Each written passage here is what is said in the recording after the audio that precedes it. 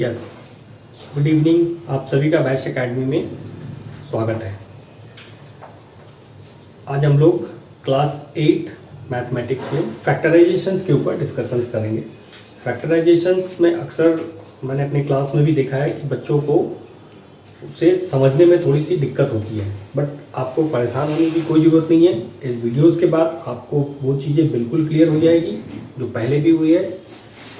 आप सिर्फ इसे ध्यान से सुनते रहिए, अपने सवाल दोहराते रहिए और कमेंट्स के द्वारा आप हमें अपने सवाल भेज सकते हैं, अपने कमेंट डाल सकते हैं और जो आप चाहिए वो आप मुझसे पूछ भी सकते हैं। So let us start factorization. किस तरीके से हम इसको बोलते हैं? फैक्टर का मतलब अंग्रेजी वर्ड फैक्टर से हट जाइए और थोड़ा सा फैक्टर का मतलब मैथमेटिक्स में ये ध्यान रखिए कि factor means it's a multiplication. So अगर आप इस एक्सप्रेशंस को देखेंगे तो इस एक्सप्रेशंस में आपको क्या दिखाई दे रहा है कि 3x के बीच में कुछ नहीं है, that means it is multiplication. Multiplication किसके साथ हो रहा है? Multiplication with 4x and 5y। 4x and 5y क्या चीज है? 4x एंड 5y एक एक्सप्रेशन है जिसमें दो वेरिएबल हैं x और y और दो कांस्टेंट हैं, एक 4 एक 5। राइट, पहले क्लासेस में हम लोगों ने ये देखा है कि जब एल्जेब्रिक एक्सप्रेशन होता है उसमें एक कांस्टेंट होता है जिसे न्यूमेरिक पार्ट कहते हैं और एक एल्जेब्रिक पार्ट होता है जो अल्फा से आता है, जिसलिए इसे अल्फा न्यूमेरिक कहते हैं। तो इस अल्फा एल्जेब्रिक पार्ट में आपको दिखाई दे रहा है कि 3x के साथ इसको हम मल्टीप्लाई कर रहे हैं एक कंप्लीट एक्सप्रेशन को, ना कि एक पर्टिकुलर आइटम को। सो एक्सप्रेशंस को जब हम मल्टीपल कर रहे हैं तो हमें पहले भी ये देखा है कि हमें क्या करना होगा कि इन दोनों पार्ट को एक साथ मल्टीप्लाई करना होगा। जब आप 3 से 4 को करते हैं तो 12x और x से डबल आ रहा है इसलिए पावर इसके प्लस हो गए। सिमिलरली जब 3 से 5y को मल्टीपल हो रहा है तो ये 15 हो रहा है, जो न्यूमेरिकल मल्टीप्लाई होकर के y और x जो दो वेरिएबल है। दो वेरिएबल अगर डिफरेंट नेचर्स के हैं तो उनका आपस में पावर प्लस नहीं होता है। Remember now let us comes कि अगर आपको बोला जाए कि इसका फैक्टराइजेशन करना है तो ये जो एक्सप्रेशन लिखा हुआ है इसके बीच में एक सिंबल लगा है that is called minus symbol या प्लस सिंबल। राइट, इन दो केस से अगर कोई एक्सप्रेशन बनता है तो वो एल्जेब्रिक एक्सप्रेशन होता है। जब हम फैक्टराइजेशन की बात करते हैं तो it is only A product that is multiplication. तो अगर इसी एक्सप्रेशंस का 12x माइनस 5yx का अगर फैक्टराइजेशन करने को बोला जाए तो इसका सिंपल फॉर्म क्या निकल के आएगा? 3x into 4x minus 5y। यही चीज हमें समझना है कि ये कैसे होगा। और अगर एल्जेब्रिक एक्सप्रेशन क्वाड्रेटिक नॉर्म में चला जाए, पॉलिनोमियल में चला जाए, उसके पावर ट्रिपल हो जाए, 2 टाइम्स हो जाए, लेकिन क्लास 8 के बच्चों के लिए क्वाड्रेटिक एक्सप्रेशन यानी x के पावर मैक्सिमम 2 तक रहे, इतनी दूर तक के प्रॉब्लम्स को ही आपको सॉल्व करना है और वही आपको आज सीखने को मिलेगा। करते हैं 18a square minus 27a square b, ये एक एक्सप्रेशन है। इस एक्सप्रेशन को अगर आपको सॉल्व करना है तो फैक्टराइजेशन में बदलने के लिए इसके दो पार्ट करने होंगे, एक पार्ट जिससे दूसरा मल्टीप्लिकेशन होगा। हमेशा ध्यान रखिएगा बीच में मल्टीप्लिकेशन आपको लाना होगा। तो हमें इसमें से चेक करके बाहर निकालना होगा कि न्यूमेरिकल पार्ट्स कौन सा है और बाकी वेरिएबल्स जो है वो क्या क्या है। तो पहला वेरिएबल आपको दिखाई दे रहा है कि a टू दी पावर 2 है, इसमें भी a टू दी पावर 2 है, इसमें b है।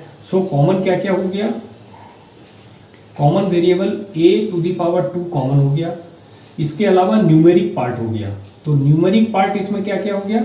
न्यूमेरिक पार्ट हो गया 18 एंड 27।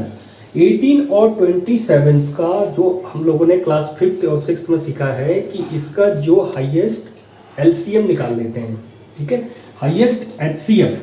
जब हाईएस्ट एचसीएफ आप इसकी निकालोगे तो आपको दिखाई देगा कि इट इज कम्स 3। तो जो हाईएस्ट एचसीएफ निकाल लेते हैं या जब बच्चे सवाल को बनाते बनाते उनको एक्सपीरियंस हो जाता है तो वो इसको सिंपली देख के समझ जाते हैं कि ऐसा कौन सा न्यूमेरिक पार्ट है जिससे दोनों डिवाइड हो और वो हाईएस्ट नंबर क्या है, लोएस्ट नंबर क्या है, वो उससे सवाल के मार्क्स में कोई फर्क नहीं पड़ता, बट इसका कोई एक ऐसा फिगर आपको पकड़ना होगा जिससे ये दोनों डिवाइड हो जाए, वही इन दोनों में कॉमन है। तो वो कॉमन पार्ट क्या हो गया इसका, 3 हो गया।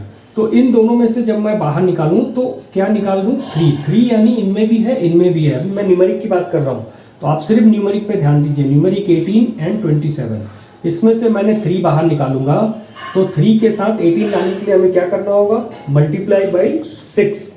बट हम इसको लिखेंगे इस तरह से कि यहाँ पे हम डाल देते हैं 6 और बाकी चीज़ों को थोड़ी देर के लिए एज इट इज रहने देते हैं, राइट। तो अब आपको देखिए यहाँ पे ये फैक्टराइजेशन में कन्वर्ट हो गया, ये अलजेब्रिक एक्सप्रेशन था और यहाँ आते ही ये फैक्टराइजेशन में कन्वर्ट हो गया। अब इसमें और भी सॉल्व कर सकते हैं, थोड़ा सिंप्लीफाइड और कर सकते हैं। कैसे, अब आप इस पे ध्यान दीजिए कि कॉमन एरिया क्या, कॉमन न्यूमेरिक अल्फा न्यूमेरिक क्या है, वो ए स्क्वायर। तो 3 को एज इट इज रहने देते हैं, इसके बाद फिर बाहर ए स्क्वायर कॉमन निकाल लेते हैं। अब हमारे अंदर क्या इसमें क्या बच गया, 6 माइनस 9b, ये कॉम पार्ट जो कि इसमें से कोई भी दोनों में सिमिलरिटी नहीं है, एग्जैक्टली नहीं है, बट है। अगर आप और एक बार देखेंगे तो वो क्या है, एक 3 इसमें से और निकल सकता है, राइट। यानी इसके भी 2 पार्ट हो सकते हैं, 3 इंटू 2, और इसके भी 2 पार्ट हो सकते हैं, 3 इंटू 3। तो न्यूमेरिक में भी अभी इन दोनों का एक एलसीएम और कर सकते हैं हम, तो एक और 3 बाहर निकाल लेते हैं, और निकाल लेने के बाद बीच में क्या बच गया, 2 माइनस 3b। अब जब आप इस फॉर्म में लिख रहे हो तो 3 इंटू 3 क्या हो गया, 9 a square into 2 minus 3b, ये आपका आंसर हो गया, right. So you can see कि ये अलजेब्रिक एक्सप्रेशन था और यहाँ आते आते ये फैक्टराइजेशंस में कन्वर्ट हो गया, ठीक है। अब इस सवाल का एक थोड़ा सा हायर मॉडल, इस तरह के अब एक्सप्रेशन आपके पास आते हैं तो आप बहुत जल्दी रिकॉग्नाइज कर लोगे, क्योंकि पहले के वीडियोस में आपने देख चुके हैं कि ये पार्ट जो होता है इसको हम कहते हैं x की हाईएस्ट पावर। किसी भी अलजेब्रिक एक्सप्रेशन को फैक्टराइजेशन करने से पहले सबसे पहला थंब रूल है चेक करना कि highest power of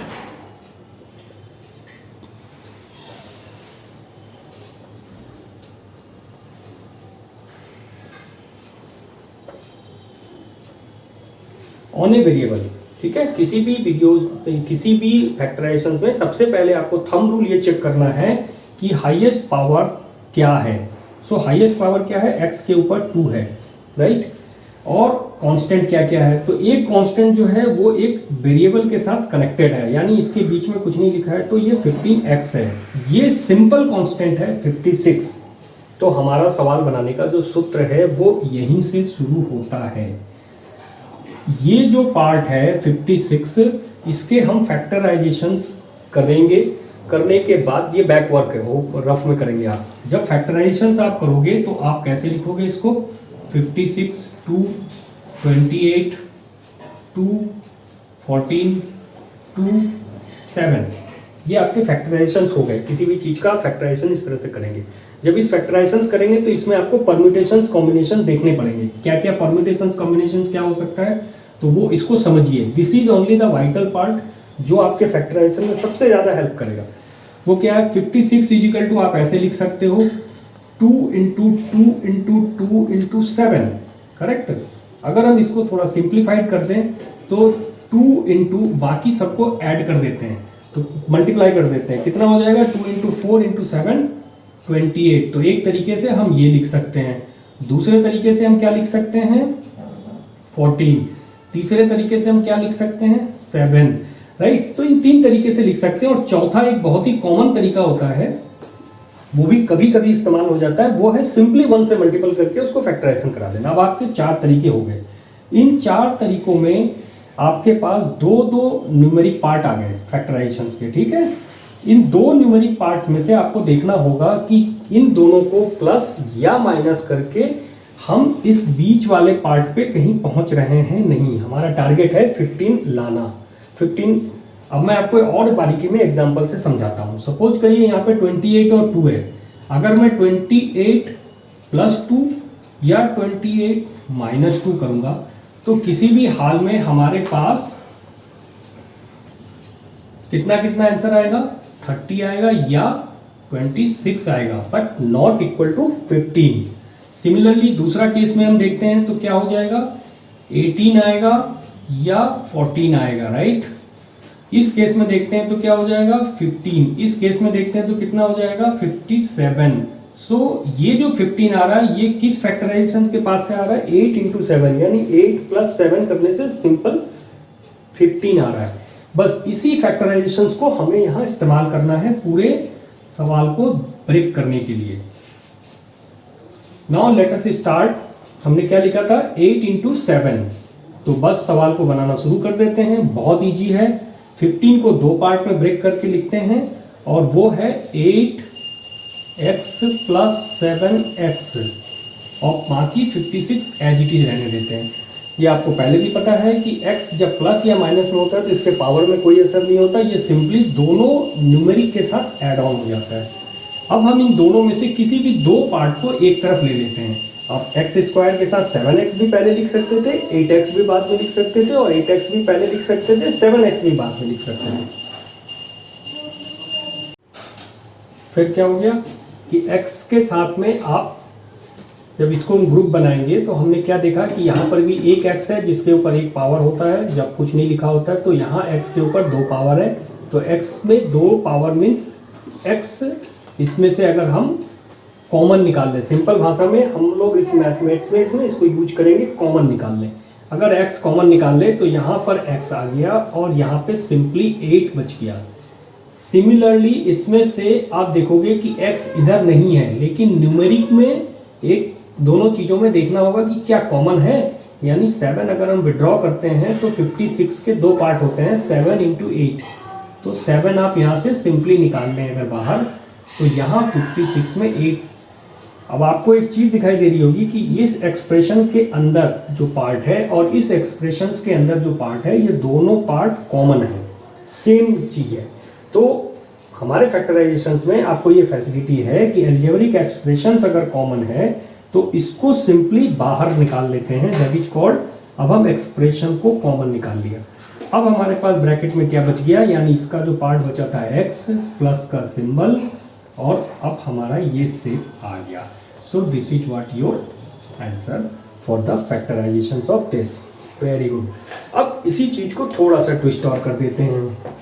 so twist कैसे कर देते हैं, अब अगर आपसे यही चीज़ को बोल दिया जाए कि -15x में निकालना है, वेरी नाइस, हो गया। अब -15x में निकालना है, तो -15x में निकालना है तो सर जी माइनस कैसे निकलेगा, तो याद करिए 56 के जब हमने फैक्टर्स करे तो हमने उसमें से कॉमन फैक्टर क्या देखा था, 8 प्लस 7 इजिकल टू 15 हो रहा था, और इन दोनों को मल्टीपल करने से 56 आ रहा था। तो ये दोनों पार्ट आपके मैच कर गए, ठीक है। लेकिन यहाँ तक आपको ये ध्यान रखना है, सिंबल्स के बगैर याद रखना है। यहाँ क्या सिंबल है ये हम लोग बाद में सोचेंगे, इसको लेके पहले से मत घबराइएगा। पहले आपको जो प्लस का फॉर्मूला बताया है और जो थंब रूल बताया है उसे याद रखिए। जब आप इसको यहाँ लिखेंगे तो सिंपली ऐसे लिखिए कि -8x minus 7x plus 56 as it is. अब ये -8x और -7x क्यों लिख दिया आपने सर जी, तो ये इसलिए लिखा क्योंकि इसको समझने के लिए आपको अलजेब्रा के सबसे पहले जो पीछे क्लासेस में आपने पढ़े हैं वो याद करिए कि माइनस और माइनस दोनों मिलके प्लस होता है, यानी ऑपरेशन प्लस होते हैं लेकिन एक उसके आगे माइनस लिखा जाता है। तो अगर इन दोनों को हमने एक साथ ऑपरेशंस कर दिया, सिंपल 8 और 7 को, तो आंसर क्या आएगा 15। अब इसी चीज को यहाँ से इन दोनों में से अगर हम पहले की तरफ कॉमन ले लें, कॉमन क्या ले लें कि इसके दो पार्ट बना दें, राइट। आप पार्ट फिर मैं बता रहा हूँ, पार्ट आप इसको 7x के साथ भी पहले कर सकते हैं, 8x के साथ भी कर सकते हैं। अलजेब्रिक एक्सप्रेशन में आपका सिंबल ही सबसे इंपॉर्टेंट रोल प्ले करता है, आगे या पीछे प्ले नहीं करता। अब इसमें से अगर हमने निकाल लिया तो यहाँ पे क्या आ गया 8 इंटू एक्स, और यहाँ 7 निकाल लिया तो 7 माइनस 56।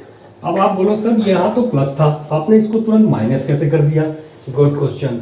यहाँ आपको ये याद रखना होगा कि जब इस फैक्टर्स को हम ब्रेक करेंगे तो ब्रेक करने के बाद आप सिर्फ इसको क्या लिखोगे, 7x प्लस 56। यहाँ प्लस लाने के लिए हमको इसको माइनस करना पड़ा, क्योंकि 7 से जब 56 मल्टीपल होगा,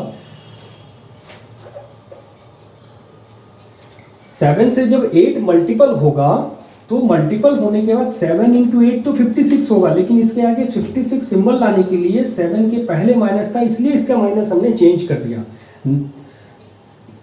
और जैसे ही इसका माइनस चेंज किया तो ऑटोमेटिकली ये दो फैक्टराइजेशंस एक्सप्रेशन हमारे सेम हो गए, यानी इन दोनों में से ये पार्ट को बाहर निकाल दिया, तो इसका जो पार्ट बचा हुआ x minus 7। Now this is your factorization answer. अब आप याद करिए, इसी के सवाल को जब हमने प्लस करके बनाया था तो हमारा आंसर आया था x प्लस 8 x प्लस 7। इसी में जब ये माइनस हो गया तो हमारा ये माइनस हो गया, राइट। तो इसी सवाल को थोड़ा सा और ट्विस्ट करके एक दूसरे तरह की फैक्टराइजेशंस पे भी देखते हैं। इस सवाल को बोला गया, इस एक्सप्रेशंस को हमसे कहा गया कि इसको फैक्टराइजेशंस करिए, राइट। फैक्टराइजेशंस में एक चीज हमेशा ध्यान रखिएगा, वो थंब रूल है कि जो होल स्क्वायर्स के टेबल हैं, जैसे 2 इंटू 2 4, 3 इंटू 3 9, 4 इंटू 4 16, 5 इंटू 5 25, इसी तरह से इसके टेबल कम से कम आप 15 तक अपने दिमाग में रखिए, क्योंकि क्लास 8 के बच्चों के लिए 15 तक की टेबल की जरूरत होती है। ये होल स्क्वायर्स के टेबल आपके दिमाग में जब रहेंगे तो आप इसे बड़े अच्छे तरीके से लिख सकते हो। कैसे?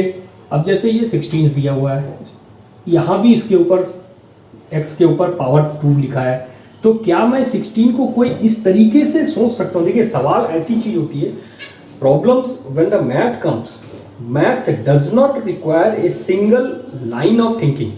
ऑलवेज रिमेंबर, मैथ में हमेशा आपको अपनी थिंकिंग चेंज करनी पड़ेगी। एक चीज जो सर ने बताया है वही चीज वहां करने चले जाएं और वही ताला चाबी से हम सारे सवाल को सॉल्व करने जाएंगे, थोड़ा डिफिकल्ट है। माइंड सेट थोड़ा चेंज करिए। अब आपके पास सवाल आया, सवाल को थोड़ा थिंकिंग ये करिए कि क्या एक्स स्क्वायर के बगल में जो 16 है उसको भी किसी तरह 2 दी पावर 2 में लिख सकते हैं? यस, लिख सकते हैं। कैसे? तो 4 टू दी पावर 2 और x टू दी पावर 2 हम इस तरह से भी लिख सकते हैं। 5 टू दी पावर 2 और y टू दी पावर 2 भी लिख सकते हैं। तो आप बोलोगे सर इस तरह से क्यों लिखा? यस, लिखने के पीछे एक टेक्निक्स है, वो टेक्निक्स आप समझिए। अब हम इसको क्या लिख सकते हैं कि 4x to the power 2 minus 5y to the power 2। जब हम इस तरह से लिखें और एक चीज को, यानी जब हम इसको ब्रेक करेंगे तो 4 भी मल्टीपल होगा टू दी पावर 2 में और x भी मल्टीपल होगा टू दी पावर 2 में। बट जब ये एक्सप्रेशन आया तो मैथ में हमारे को कुछ सूत्र दिए हुए हैं, यहां फैक्टराइजेशन हम सूत्र के सहारे करेंगे। Applications of formula, that is called a minus B into a plus B is equal to a to the power 2 minus b to the power 2। ये फॉर्मूला आप याद रखिए, यानी अगर दो वेरिएबल हैं जिसके ऊपर टू दी पावर 2 लिखा हुआ है और उनके बीच में माइनस का सिंबल है, रिमेंबर माइनस का ही सिंबल हो, प्लस का सिंबल होगा तो कभी ये सूत्र मत अप्लाई करिएगा। माइनस का सिंबल हो तो इसको सीधा प्रोडक्ट के फॉर्म में 2 बार ऐसे लिख सकते हैं। इसी सूत्र को यहाँ अप्लाई करना आपको सिखाते हैं। यहाँ a स्क्वायर दिया हुआ है, यानी पॉइंट क्या है कि ये सूत्र a पे चल रहा है। a की जगह पे हमारा क्या आ गया? 4x और b की जगह पे क्या आ गया? 5y। ये मैं ऐसे ही लिख के दिखा रहा हूं आपको, इसको सवाल के बीच में मत लिखिएगा। तो यहां मान लीजिए कि वो 4x है वो a है और b की जगह 5 है। इसके फैक्ट ये एक्सप्रेशन और ये एक्सप्रेशन आपका बराबर हो गया। आपको इस फॉर्म में लिख देना है। क्या लिखना है? बहुत सिंपल है, एक बार इसको प्लस कर दीजिए और एक बार इसको माइनस कर दीजिए। दिस इज योर आंसर, है ना? बहुत आसान सा, बिल्कुल सही बात है, राइट। नेक्स्ट चलते हैं। चलिए इस एक्सप्रेशंस को देखते हैं। इस एक्सप्रेशंस में हमें क्या डिफरेंस नजर में आया कि पहले के एक्सप्रेशंस के मुकाबले यहाँ पे x के पावर के साथ 2 लगा हुआ है। तो सबसे पहले आपको क्या फॉर्मूला अप्लाई करना है कि जो लास्ट का कांस्टेंट है और हाईएस्ट पावर, यानी highest power x to the power 2 है, क्योंकि इस पे x टू दी पावर 1 है तो सबसे highest variable x to the power 2 है। जो हाईएस्ट वेरिएबल के बगल में जो कांस्टेंट लगा है, इससे इसको मल्टीपल कर देंगे, यानी 10 इंटू 2 इज इक्वल टू 20।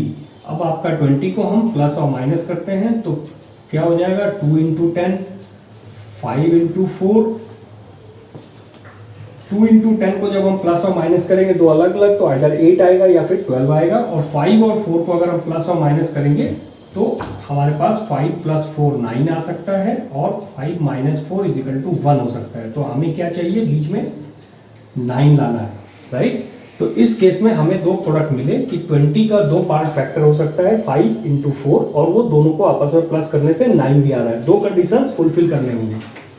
अब हम इसको ऐसे लिख लेते हैं कि 2x square plus 5x plus 4x plus 10, और पहले की तरह फिर सिंपली जैसा कि आपको पता ही है कि इन दोनों में से हमें देखना होगा कि कौन सी चीज हमारे पास कॉमन है। तो इसमें से हम सिर्फ और सिर्फ इसमें x स्क्वायर और x है, यानी इसमें 2x है, इसमें 1x है, तो 1x बाहर निकाल लेते हैं। कांस्टेंट 2 और 5 है जो आपस में कॉमन नहीं होंगे, तो इसलिए ये ब्रैकेट में बच गया। और इसमें से कांस्टेंट में से ही 2 कॉमन है,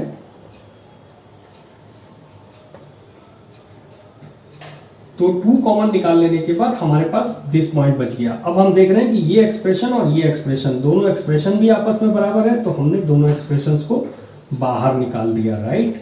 so this is what your answer. तो आज आपको 3 तरीके के हमने फैक्टराइजेशन, 3 तरीके के फैक्टराइजेशन के मॉडल्स बताए। इन प्रयोग वालों को आप किताब खोलें और किताब खोलने के बाद उसे सॉल्व करें।